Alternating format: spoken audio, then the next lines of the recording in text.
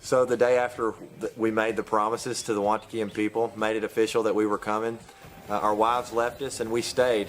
We got the sawmill out and headed to the bush. We wanted these people to know that this message is important. We're not going to waste our time.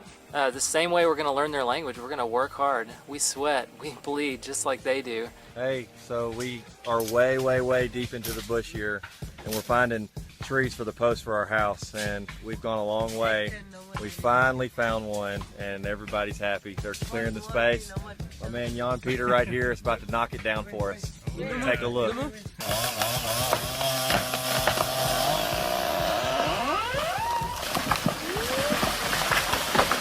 I don't know if you know or not, but me or BJ or Jack don't know anything about cutting down trees or running a sawmill. So we had to have somebody teach us those things. And then we took what they taught us and we taught the Wantakians.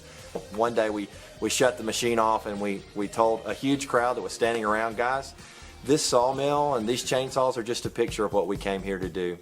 Before we came here, you didn't know what it was. But we came here and we showed it to you, we taught it to you, you're holding it with your own hands, and afterwards you're going to be able to use it for yourself. And we said this is exactly the way that God's Word is going to be. Right now you don't know it, but after we've learned your language, we're going to teach it to you. You're going to hold it with your own hands and you're going to be able to use it.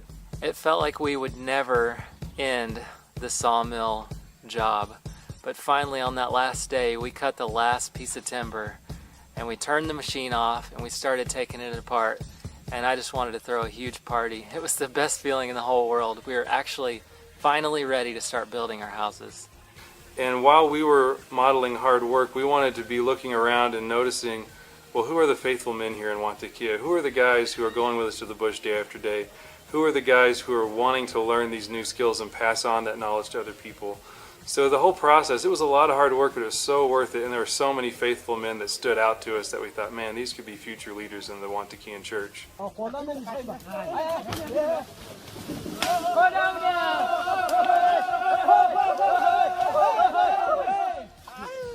The entire village would hike up the mountain about an hour's hike away and carry down all of our lumber.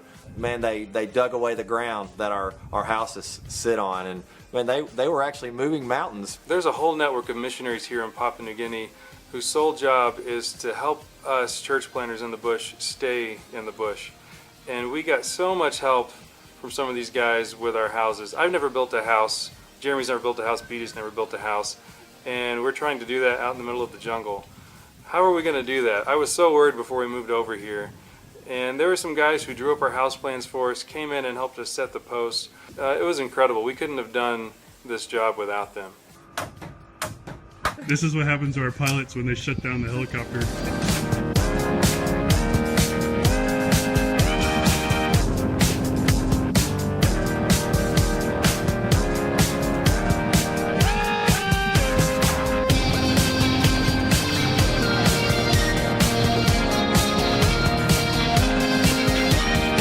We have so many people, so many churches behind us praying for us, being exactly what we need just to keep going and doing this ministry. And it was so cool to have Northwest send a team over here, and man, my house wouldn't be built unless those 4 guys had come. we just want to say thanks, guys. We couldn't have done it without you. Wantakia, here we come.